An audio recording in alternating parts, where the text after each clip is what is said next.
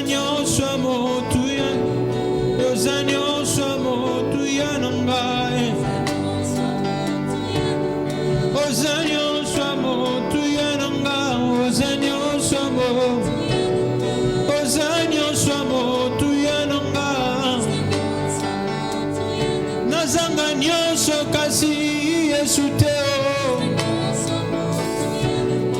Ozanyo swama longa nangae. Ozanyo swamo tuya nangae.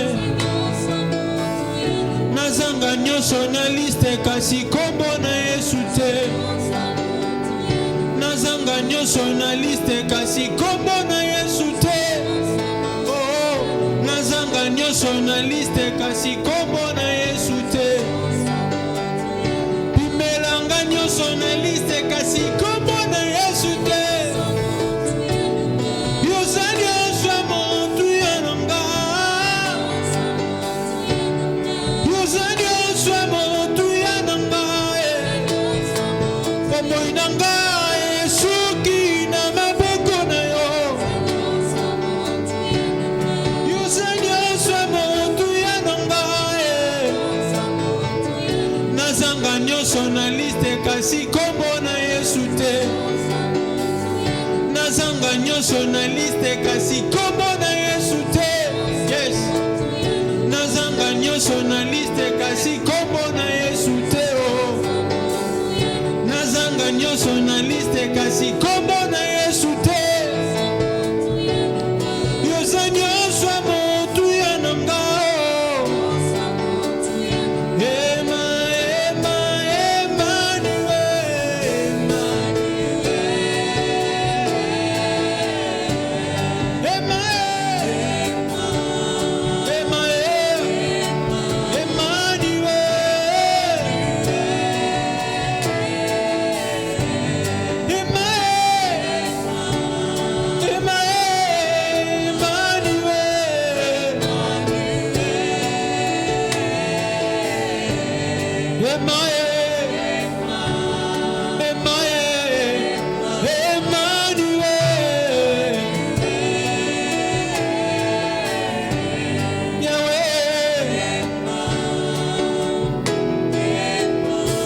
Ensemble, en unison, Nanyango nakukanisa na yo, nalikolo pawanase, pona katia motima nanga. Je ne connais qu'un seul amour, Zambo yandima komikaba, komi pesa mobimba, mokonzo yako kana nyonso, yozanyo, nanyango ako, nanyango nakukanisa na yo, nalikolo pawanase. Je ne connais qu'un seul amour, Zambo yandima komikaba, komi pesa mobimba, mokonzo yako kana nyonso. Ozanyo swamo tuya nanga. Ozanyo swamo tuya nanga. Nazanga nyonso na liste kasi kombo na Yesu te. Nazanga nyonso na liste kasi kombo na Yesu te.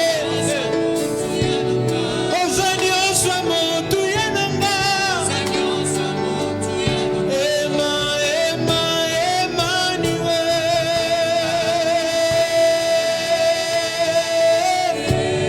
Ema, ema,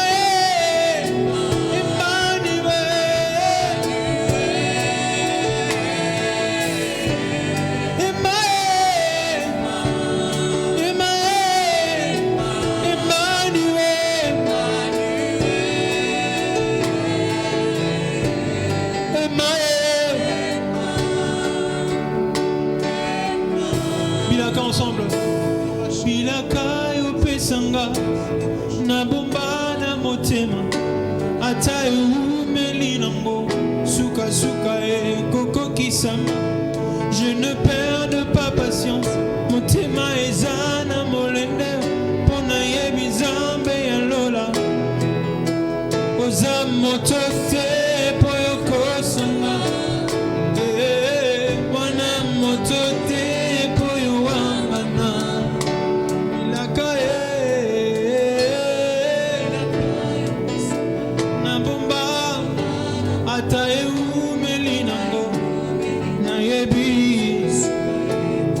Je ne perds pas patience. Motema nanga. Oh, oh, oh. Yozali, mwana motote. Yoza motote.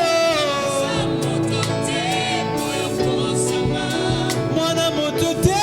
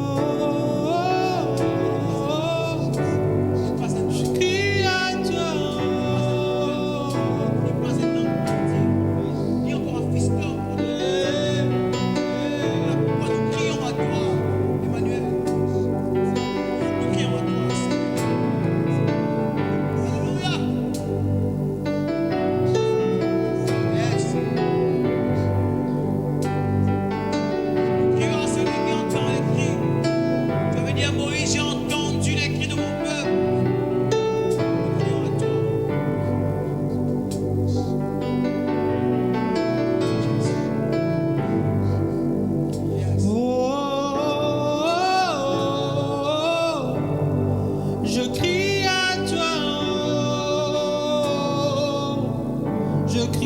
crie à toi, crie à toi, mon âme crie à toi, je crie à toi, je crie à toi.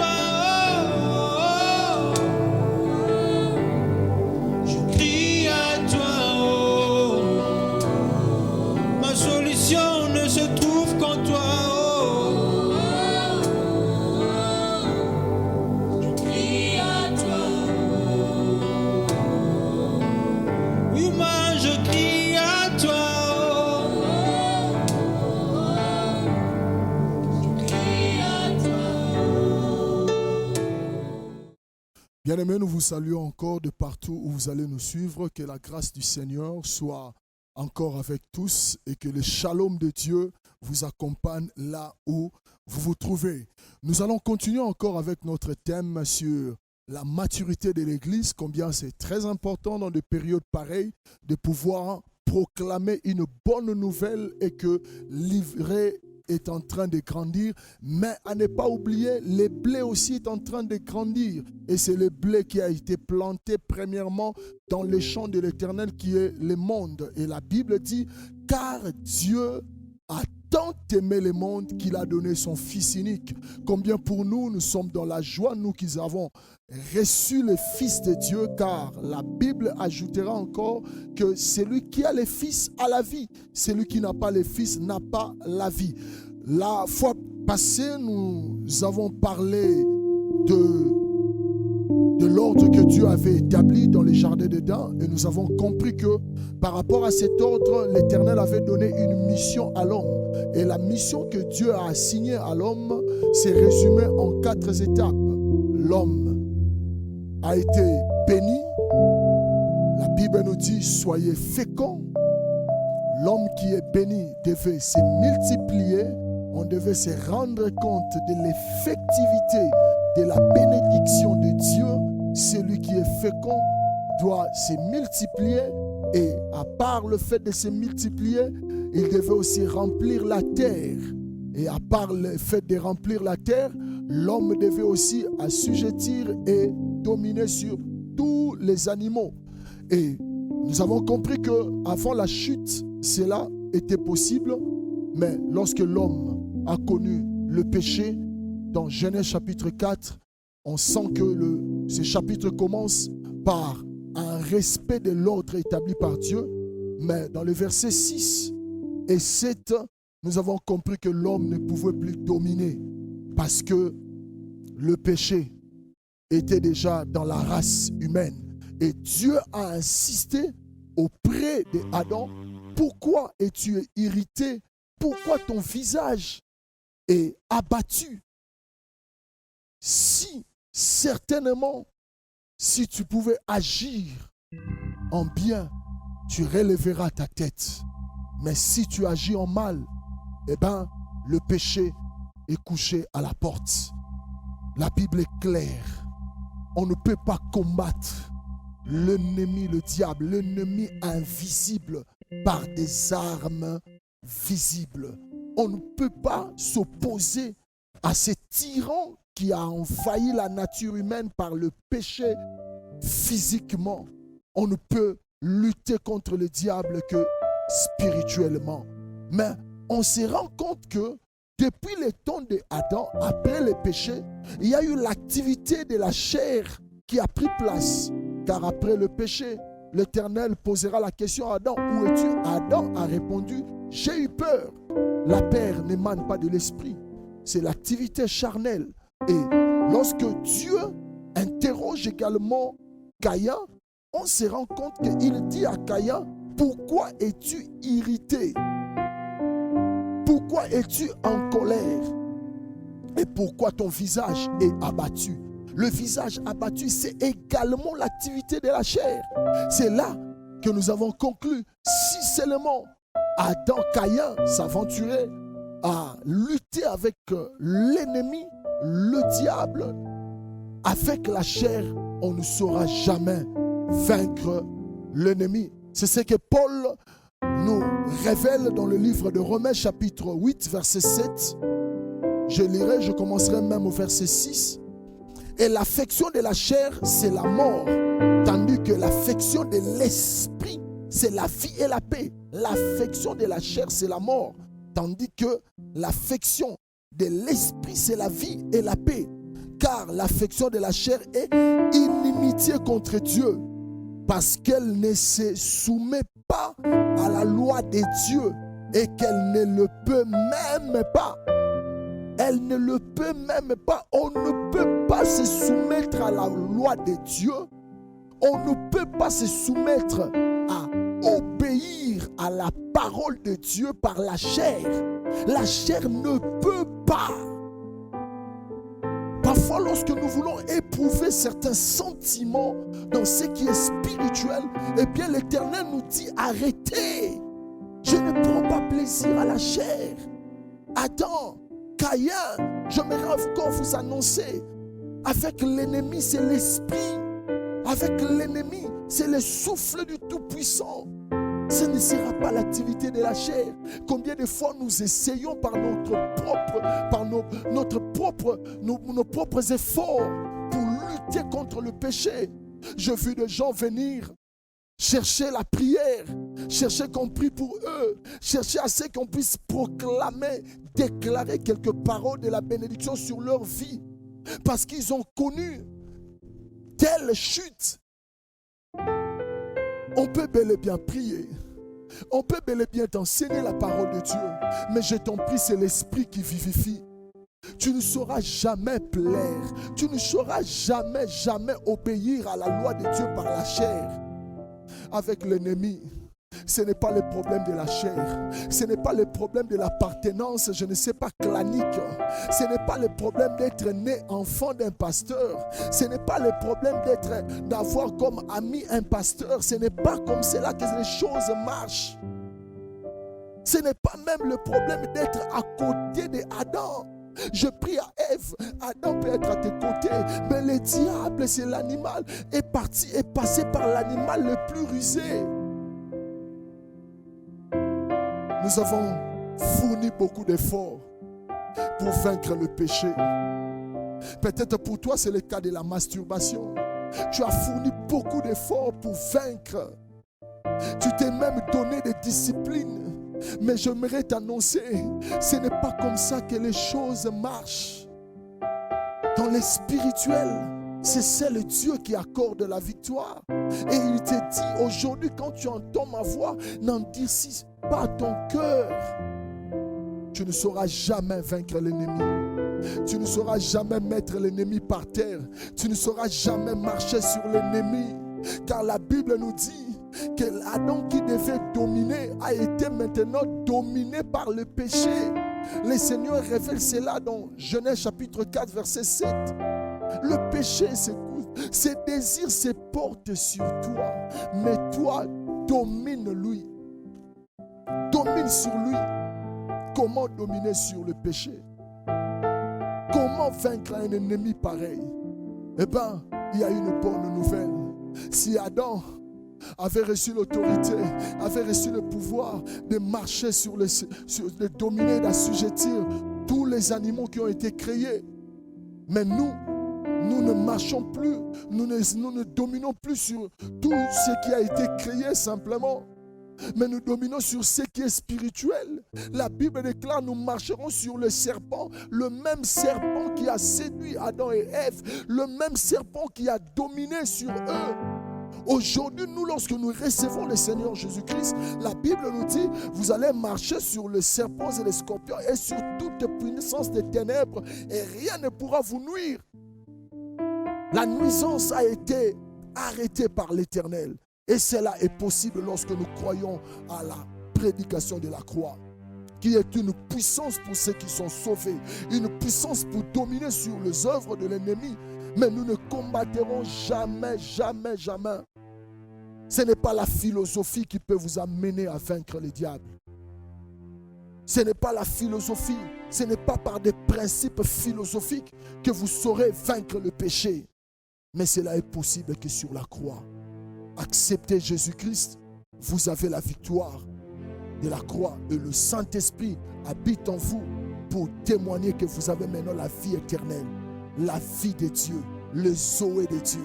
Et cela, c'est la bonne nouvelle. Que le Seigneur vous bénisse. Nous allons introduire un point sur comment Dieu voit la chair. Parce que très souvent, on se rend compte que dans l'exercice du ministère, on reçoit pas mal de gens, pas mal de fidèles qui viennent nous poser leurs préoccupations, les problèmes. Mais on se rend compte que la plupart des échecs que les gens ont connus dans leur vie, c'est parce qu'ils ont voulu vaincre le péché par la chair. J'aimerais même vous faire rire. Parfois on le dit en blaguant, sainte colère. On se rend compte que l'ennemi m'a tellement emporté. Dans l'impudicité, l'ennemi m'a tellement emporté. Mais on se dit maintenant, j'ai une sainte colère, je dois me venger. Ça ne marche pas comme ça. Ça ne marche pas comme ça, bien-aimé. Tu ne peux jamais arrêter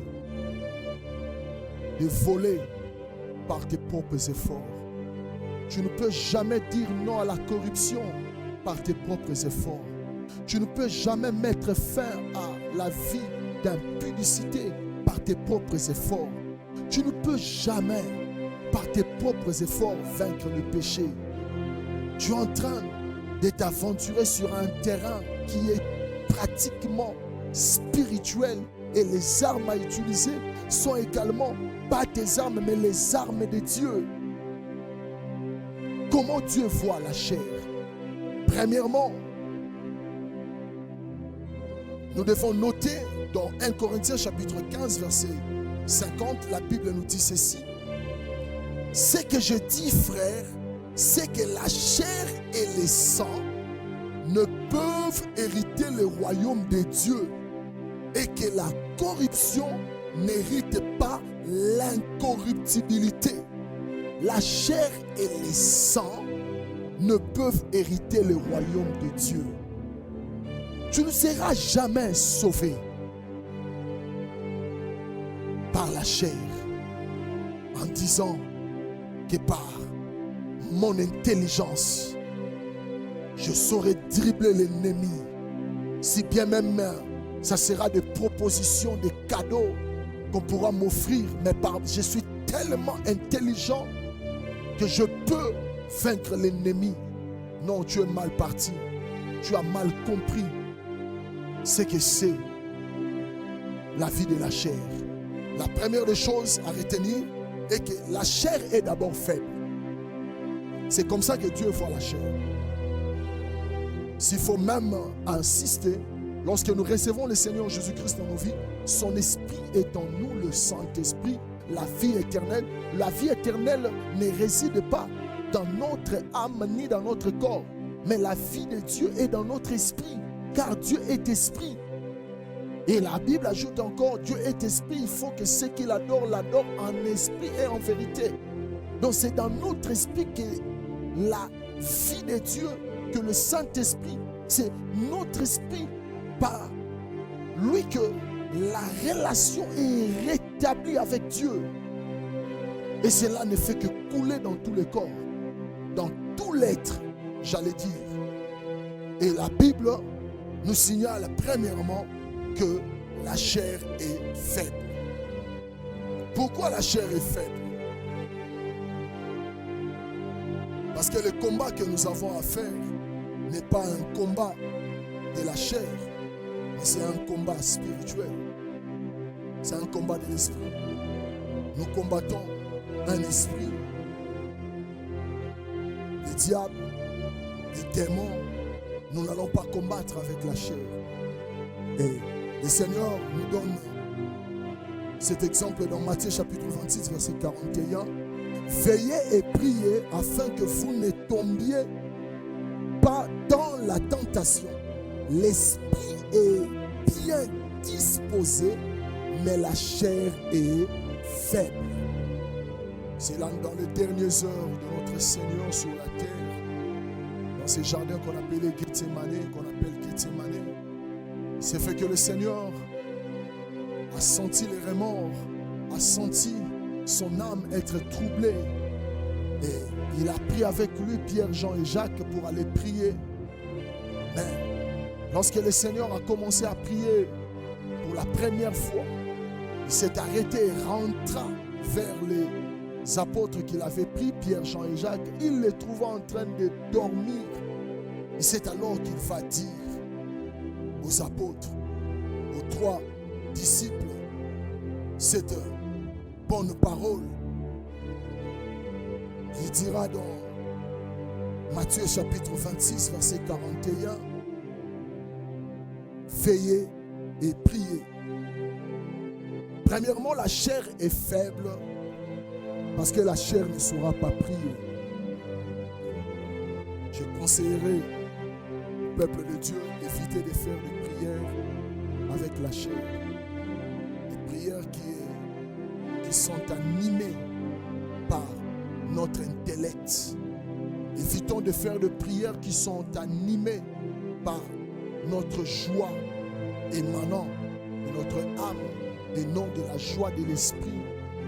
Tout ce que nous pourrons faire, c'est parfois lorsque nous voulons nous emporter dans la prière, c'est là que nous reconnaissons également qu'un homme qui prie, c'est celui-là qui peut résister dans la tentation. Parce que cet homme a une intention de prière qui peut dire à Dieu, ne nous soumets pas dans la tentation, mais délivre-nous du mal. Ne nous soumets pas à la tentation. Comment de fois nous n'arrivons pas à aller loin dans notre vie de prière? J'aimerais donner un exemple et puis un conseil également, que si nous prenons pas attention, notre vie de prière ne sera pas intense. Le premier des conseils que j'aimerais prodiguer, c'est éviter de prier sur les lits. Les lits a eu déjà à gagner même les pasteurs, les fidèles, tout ce que vous pouvez parler. Raison pour laquelle tu te rends compte que quand tu pries, parce que tu es sur ton lit, tu as commencé à prier à 20h, mais tu te disais que tu allais terminer peut-être à 0h, mais tu te rends compte que c'est déjà les chants du coq qui résonnent sur tes oreilles. Mais tu te dis, mais quand est-ce que j'ai donné cette intention à Dieu? Quand est-ce que j'ai soumis cette requête à l'Éternel? Mais parce que tu as prié sur le lit. Le lit est fait pour la chair. Le lit est fait pour la chair, pour que la chair prenne plaisir de se reposer. C'est dans ces terrains-là parfois que nous échouons. Et le Seigneur dit clairement que la chair est faible. Il y a des endroits où tu ne peux pas t'aventurer à atteindre un niveau spirituel. Je te conseillerais la première des choses, discipline-toi. Ne fais plus tes prières sur le lit, car le lit va te vaincre. Le lit, c'est tout un esprit. Le lit, c'est le plaisir même de ta chair. Le lit, c'est là où la chair retrouve son confort. Et quand la chair trouve le confort, et dans sa zone de confort même, l'esprit n'aura plus de place. Parce que l'activité de la chair est tellement intense sur le lit que des fois, on ne saura même pas donner ne fût-ce que de l'espace pour la prière, pour Dieu. Raison pour laquelle, lorsqu'il faut prier, choisis l'endroit qu'il faut. Choisis l'endroit convenable où tu te pourras dire que je traite durement mon corps pour que l'esprit soit en activité, pour que tu pries en esprit et le Saint-Esprit va t'emporter. Lorsque nous sommes parfois fatigués, c'est l'esprit qui intercède pour nous. Mais cette fatigue-là ne se résume pas sur les lits. Sur les lits, bien-aimés, c'est le lieu de la tentation. N'ose pas prier sur les lits. Je parle de prière, de la vie de prière. Je ne parle pas de la prière lorsque tu te réveilles ou bien de la prière quand tu veux dormir, pas cela. Mais par rapport à ta vie de prière, tu ne peux pas mener une vie de prière intense que lorsque tu es encore sur ton lit. Raison pour laquelle je te donnerai encore ces conseils. Ne prie pas sur le lit. Ne prie pas allongé. Remercie Dieu. Rends grâce à Dieu pour la journée. Rends grâce à Dieu pour sa bonté qui se renouvelle. Et cela pourrait suffire.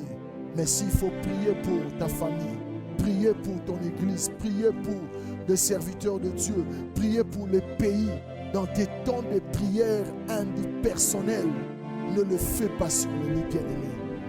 Tu auras une vie de prière faible.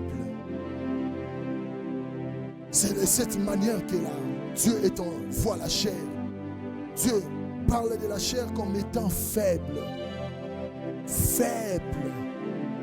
Elle laissait plaire à Dieu. Elle est tellement faible. Et deuxièmement, si nous avons parlé de l'aspect de la prière, nous allons maintenant parler de l'aspect de la parole. Comment Dieu voit la chair par rapport à la parole de Dieu. La Bible dit ceci dans Jean chapitre 6, verset 63. Je lirai rapidement un texte que nous connaissons tous. C'est l'esprit qui vivifie.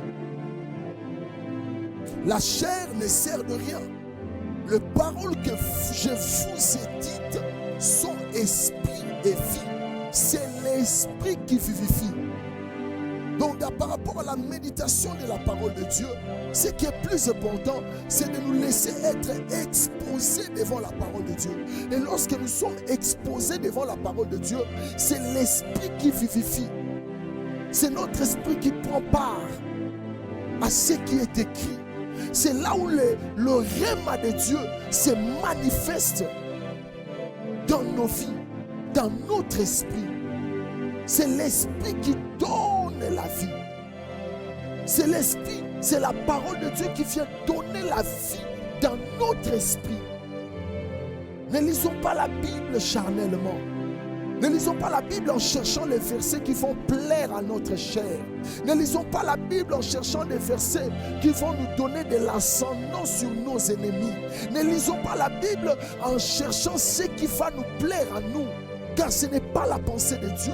Lorsque la parole de Dieu, lorsqu'on nous prêche même la parole, ne soyons pas comme ces fidèles qui se fâchent parfois parce qu'on a exposé tellement leurs péchés qui se disent qu'aujourd'hui, on n'a fait que me prêcher.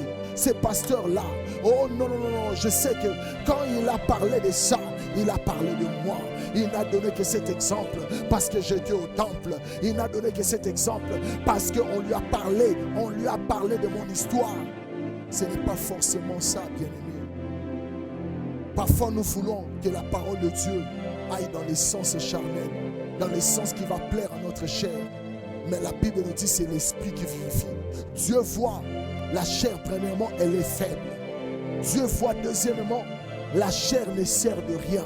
En ce qui concerne la parole de Dieu, laissez plutôt la parole toucher votre être intérieur.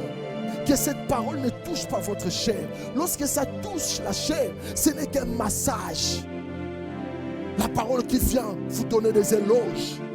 Évitez ce genre de prédication, mais cherchez la bonne nouvelle du royaume. La bonne nouvelle du royaume vise ton être intérieur, ton esprit. C'est l'esprit qui vivifie. La vie que tu as, c'est parce que Dieu avait soufflé et tu as reçu le souffle de Dieu vivant, le souffle du Tout-Puissant. Et c'est ce qui t'a donné la vie. Lis la parole de Dieu et laisse-toi être enseigné par cette parole. Lis la parole de Dieu et laisse-toi être éduqué par cette parole. Lis la parole de Dieu et laisse-toi être corrigé par cette parole. Lis la parole de Dieu et laisse-toi être emporté par cette parole. Car toute écriture est inspirée de Dieu, utile pour enseigner, éduquer, corriger, afin que l'homme de Dieu soit utile, bon et utile à toute œuvre. Je t'en prie, bien-aimé, laisse la parole affranchir ton être intérieur. Laisse que la parole de Dieu puisse commencer à mettre de l'ordre dans ta vie. Troisièmement, la chair ne sert de rien, mais ce que vous avez entendu est esprit et vie. Et nous voyons également dans le verset 68 que Pierre est en train de dire au Seigneur, à qui irions-nous? Il est en train de parler à celui qui a les paroles de la vie éternelle. Il est en train de parler à celui qui est la parole faite chair. À qui irions-nous? À qui allons-nous nous confier? Bien-aimé, on ne peut se confier que à celui qui a manifesté le désir de t'accueillir. Et bien le Seigneur a commencé à manifester cela. Lorsque Pierre est en train de dire au Seigneur, à qui irions-nous? C'est parce que le Seigneur est celui qui a dit, venez à moi, vous tous qui êtes fatigués et chargés. Je prie que cette bonne nouvelle, que Jésus-Christ a été le premier. Il a été le premier qui a dit, venez à moi, vous tous qui êtes fatigués et chargés. Eh bien Pierre, tu as la réponse. À qui irions-nous? C'est toi qui as le parole de la vie éternelle. Nous ne virons nous n'irons que vers celui qui a les paroles de la vie éternelle. Son nom c'est Jésus-Christ. À qui irions-nous en ces temps? J'aimerais encore ajouter, paraphraser peut-être à ma manière, à qui allons-nous nous confier? Nous ne pourrions que nous confier à Jésus. Il est le seul qui a dit, venez à moi vous tous qui êtes fatigués et chargés. Pourquoi fatigués? Parce que la chair ne sert de rien. Pourquoi fatigués? Parce que la chair est faible. On est tellement fatigué de cette vie de la chair. On est tellement chargé de ce désir de la chair qu'on ne peut venir que vers celui qui donne la vie spirituelle par sa parole. Son nom c'est Jésus. Tu as longtemps fréquenté des amis. Tu as longtemps fréquenté, je ne sais pas, des collègues. Mais j'aimerais t'annoncer, Dieu voit la chair, elle est faible. Dieu voit la chair, elle ne sert de rien. Et troisièmement, comment Dieu voit la chair. Troisièmement, la manière que Dieu voit la chair, c'est dire la chair ne saurait plaire à Dieu. Elle ne saurait plaire à Dieu. Il y a inimitié. La chair ne peut pas plaire à Dieu parce que ce n'est pas sa nature. La nature de Dieu, Dieu est spirituel. Dieu est esprit. Ce n'est que par l'esprit que nous allons plaire à Dieu.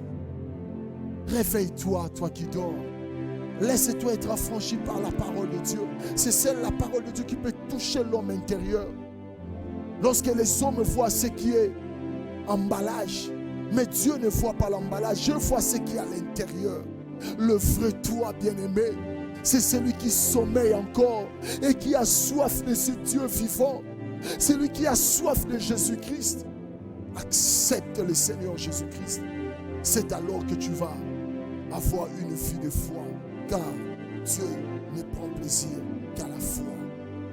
Deux cas également de gens que nous pouvons trouver qui pensaient plaire à Dieu, mais nous pouvons démontrer qu'il y avait une activité intense de la chair en eux et cela n'avait pas plu à Dieu. C'est premièrement les gens, les personnes zélées qui ne connaissent pas la parole de Dieu. Les personnes zélées, les gens qui ont les ailes amères.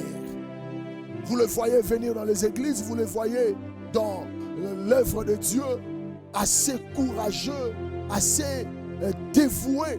Mais lorsqu'on creuse à l'intérieur, il y a un sérieux problème. On ne peut pas plaire à Dieu par les ailes amères, les ailes que Uza avait, alors que la parole de Dieu était claire. C'est celles, les Lévites, qui devaient porter l'arche sur les épaules. Mais Uza, David également, qui les deux étaient tellement zélés qu'ils ont oublié que Dieu ne prend pas plaisir à la chair. Dieu prend plaisir à ce qui est spirituel. Et ce qui est spirituel ne provient, n'émane que de sa parole.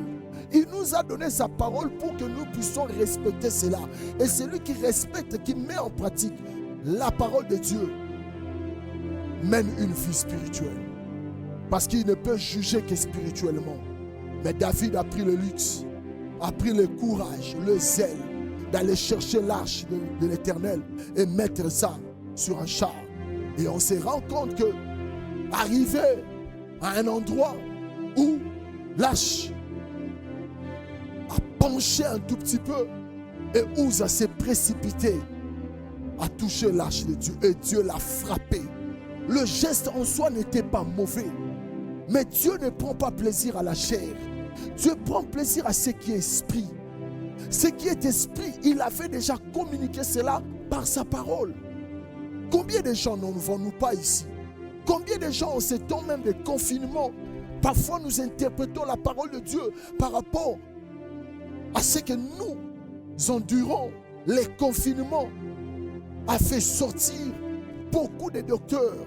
Le confinement a donné naissance à beaucoup de pasteurs. Mais je me pose la question, si le confinement s'arrêtait, où seront encore ces pasteurs? Où seront encore ces docteurs? Tout le monde a voulu interpréter la Bible. On n'interprète pas la Bible par rapport à la réalité du monde. Ce n'est pas ça. Mais on interprète les réalités du monde par rapport à ce qui est écrit dans la Bible. On ne prend pas le confinement, on amène ça dans la Bible pour chercher un verset qui va coïncider par rapport à cette période. Et on dira aux gens, enfermez-vous chez vous à la maison. C'est comme Dieu a dit à Israël. Et mettez le sang sur les linteaux. Mais ce n'est pas toutes les villes. Nous ne sommes plus au temps d'Israël comme nation, mais nous sommes au temps de l'Église. Dieu a besoin de son Église. C'est le temps de préparer l'Église à la rencontre de l'époux.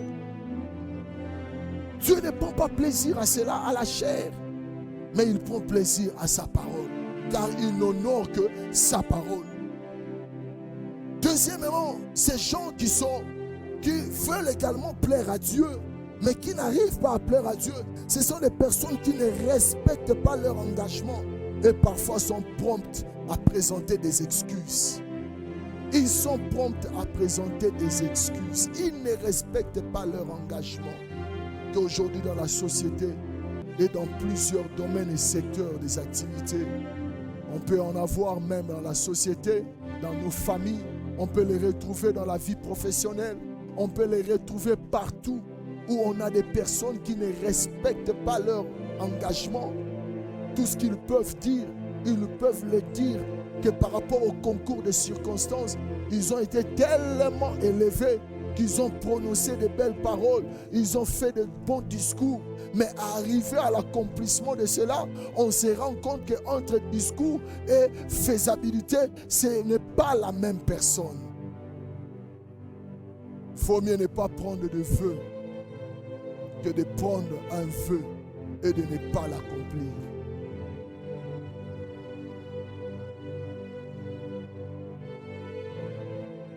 Point suivant que nous allons parler, les manifestations de la chair. Le point précédent, nous avons expliqué que Dieu voit la chair. Premièrement, la chair est faible. Deuxièmement, la chair ne sert de rien. Et troisièmement, la chair ne saurait plaire à Dieu.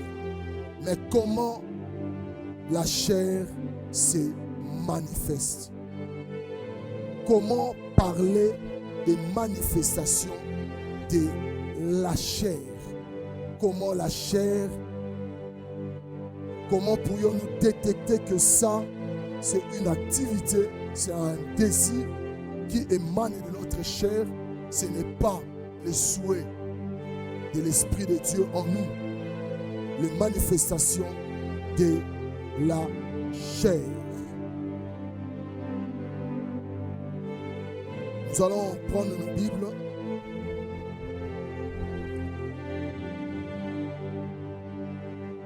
Dans le livre de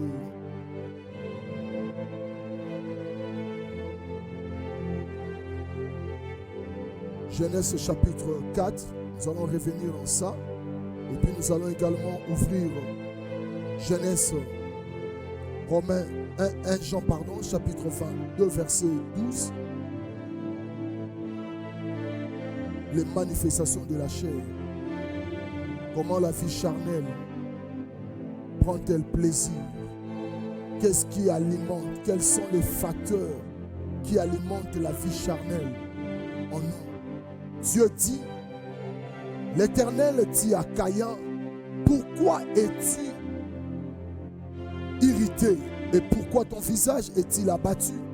Certainement, si tu agis bien, tu relèveras ton visage, et si tu agis mal, le péché se couche à la porte et ses désirs se portent vers toi, mais toi domine sur lui. Ses désirs se portent sur toi, mais toi domine sur lui. Quels sont ces désirs? Quand ce sont des désirs naturels, cela ne pose pas de problème. Mais quand ces désirs naturels commencent à prendre de l'ascendant sur les désirs de l'esprit, c'est là où ça pose des problèmes. 1 Jean chapitre 2 verset 16, la Bible nous dit ceci. Car tout ce qui est dans le monde, la convoitise de la chair, la convoitise des yeux et l'orgueil de la vie ne vient point du Père, mais vient du monde. La convoitise de la chair, la convoitise des yeux, l'orgueil de la vie ne vient pas du Père. Qui est le Père? Ça ne vient pas de Dieu, ça ne vient pas de l'Éternel. L'Éternel est en train de s'interposer sur le péché qui aimerait envahir la vie de Caïn, le cœur de Caïn. Il dit, certainement si tu agis bien, tu relèveras ta tête. Mais si tu agis mal, le péché se couche sur ta porte. Quel est ce désir parfois qui nous emporte? Quel est ce désir mondain? Quel est cet homme qui ne saurait plaire à Dieu? Voilà comment les manifestations de la chair se démontrent dans sa vie. La première de manifestation, nous allons parler de la convoitise des yeux. La convoitise des yeux. Une forme de séduction physique par la convoitise des yeux. Ceux qui sont derrière cela, parfois nous ne nous rendons pas compte. Tu peux être sur le marché, tu vois qu'on a tout, le mode est au top. Ça attire tellement. Tu peux être sur la route, tu vois cette belle voiture, parfois ça attire tellement. Tu peux également être à la maison en train de suivre la télé, mais tu te rends compte, oh, que j'aimerais tant être comme cette famille. Tous les produits que le monde nous propose, tout service qu'on met à notre disposition, c'est que nous devons nous rendre compte, ce n'est pas seulement d'être à la position du consommateur, mais c'est d'être à la position aussi de celui qui produit cela. Celui qui produit cela a investi un capital important. Parce qu'il n'aimerait pas que tu consommes cela à un niveau faible, que tu consommes cela partiellement, mais il aimerait t'attirer à une consommation importante. Il aimerait tant t'attirer à consommer cela sans conscience, sans relâche. Raison pour laquelle ces gens qui nous proposent ces cosmétiques, qui nous proposent tous ces véhicules que nous voyons, qui nous proposent tous ces téléphones même, ils ont investi un capital. Et aujourd'hui, c'est tel numéro qui va sortir. Après ce numéro-là, une année après, c'est encore une nouvelle version qui va sortir encore. Après une année, ça sera après 2 ans qui vont venir après. Ça sera encore une autre version qui va sortir, qui sera mise sur le marché. Et tout cela, c'est parce qu'il y a quelqu'un derrière qui a investi un capital. Il ne mérite pas. J'aimerais te dire, bien-aimé, si tu te lances dans la convoitise des cieux, tu es parti pour faire du mal à tes économies, à ta famille, à tous ceux qui sont proches de toi. La convoitise des yeux. Les yeux que nous voyons, ce n'est pas seulement ces yeux qui sont sur notre corps, mais ce sont ces yeux par lesquels même notre être intérieur voit. Nous ne voyons pas seulement ce qui est carrosserie, mais il y a aussi l'être intérieur, il y a aussi notre âme qui exprime des désirs d'insatisfaction.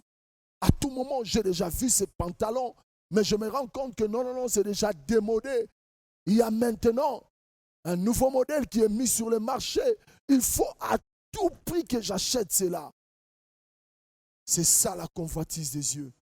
À ne pas oublier avec Ève, elle a vu que le fruit, que l'arbre était bon à manger et agréable à la vue. Agréable à la vue. Les désirs n'étaient plus des désirs normaux, mais c'était des désirs amplifiés, exagérés par l'ennemi, par le malin. Ce n'est pas la toute première fois que la femme avait vu cet arbre. Ce n'est pas la toute première fois que la femme pouvait observer ses fruits. Mais pour cette fois-là, ce n'était plus le même désir qui était dans son cœur. Et le Seigneur est en train de dire à Caïn, le Seigneur t'enseigne, toi et moi, quelles sont les limites de nos désirs. Lorsque ces désirs n'ont plus de limites, c'est là où la convoitise des yeux. C'est ce qui est arrivé en Israël. Comment la définition de convoitise des yeux, c'est d'abord un désir avide, immodéré. C'est-à-dire sans modération. À tout prix, j'aimerais avoir ça. Tel que je vois ça, ça m'a vraiment séduit. Ça, tu as même dit ça, j'adore. C'est la convoitise des yeux qui t'emporte. Deuxièmement, nous pouvons définir cela comme un appétit vorace à avoir beaucoup. Tu en as déjà, mais tu te rends compte que la quantité que tu as ne suffit pas. Il faut que tu en aies à une quantité abondante. La convoitise. Que parfois on se rend compte lorsqu'on ouvre nos garde-robes, il y a même des habits qu'on se pose la question, pourquoi ai-je acheté ces habits? C'est le problème de la convoitise. Et quand ça vient, ça ne nous laisse pas tranquilles. Les mauvais désirs. Et troisièmement, la convoitise, c'est quoi? C'est la soif de posséder à tout prix. Cette soif-là de toujours posséder. Tu as tellement vu cela et lorsque tu as vu tu as senti que tu n'étais plus toi. Et l'insatisfaction a commencé à se faire ressentir jusqu'à te pousser de casser les économies, de voler pour qu'à tout prix tu puisses entrer en possession de ces biens. Et ça, ce n'est pas le choix de Dieu. Quand est-ce que cela nous arrive? Quand est-ce que la convoitise des yeux nous arrive? Premièrement, nous allons présenter trois états d'âme. Le premier état, c'est ce qu'on n'a pas. Là, le désir est assez modéré. Quand il s'agit de choses que tu n'as pas, le désir peut être modéré. Tu te rends compte qu'il faut, c'est l'heure de manger, mais il faut aller chercher la nourriture parce que tu n'en as pas. Le désir est assez modéré. Mais deuxièmement, c'est ce qu'on n'a pas le droit. C'est là où la convoitise commence à prendre place. Pas seulement sur ce qui est naturel, des désirs assez modérés, mais quand ce désir devient immodéré, c'est là où ça pose des problèmes. C'est qu'on n'a pas le droit. Tu n'as pas le droit sur ça. Mais tu veux à tout prix acquérir cela. C'est là le convoitise. Troisièmement, c'est ce qui n'est pas utile. La convoitise parfois passe par cette voie. Ce qui n'est pas utile. Tu te rends compte que mais pourquoi ai-je acheté cela? C'est parce que au moment que tu as vu cette chose, au moment que tu as vu ces produits, tu as été tellement séduit que par après tu t'es rendu compte que ce n'était pas utile. La convoitise, c'est le désir immodéré. C'est cet appétit vorace. C'est ce qui nous prend et ne nous laisse même pas le temps de réfléchir. Notre conscience est aveuglée parce que nous voulons à tout prix en avoir. C'est là où il y a des problèmes. Je ne sais pas qu'est-ce qui t'emporte. Je ne sais pas qu'est-ce qui prend le plaisir de Dieu dans ta vie. Qu'est-ce qui arrête la main de Dieu dans ta vie? Peut-être c'est la convoitise. Tu ne peux jamais voir. Tu ne peux jamais regarder. Lorsque tes yeux sont fixés, c'est fini. Tu es parti. Cette convoitise peut commencer et engendrer après la convoitise de la chair. Ça peut être l'impudicité. Devant toi, tu ne peux jamais te retenir. Devant une femme qui est mal habillée, même si elle est bien habillée. Ça peut être la convoitise également qui t'attire. Peut-être pour toi les défauts. Tu ne peux jamais voir l'argent en dehors des poches des gens. Si seulement c'est sur une table, si c'est seulement tombé sur la rue, c'est ce qui t'emporte. Bien-aimé, le Seigneur aimerait te sauver en écoutant cette parole. Est-ce qu'on peut prier ensemble? Seigneur, je te rends grâce et je te dis merci. Je prie que ta bonne main, Père, s'étende encore dans la vie de ce bien-aimé qui a écouté cette parole. Seigneur, que tu touches son être intérieur, que les désirs de la convoitise des yeux, Seigneur, tombent. Je prie que, Père, que ta grâce se repose encore sur sa vie. Que cette parole puisse le vivifier dans le nom de Jésus-Christ. Amen. Que le Seigneur vous bénisse. Nous allons continuer prochainement sur les remèdes. Et je vous en prie, vous pouvez noter les numéros qui passent au bas de l'écran. Et vous qui avez besoin de grandir spirituellement, nous serons très heureux de vous accueillir. Eh bien, vous avez le numéro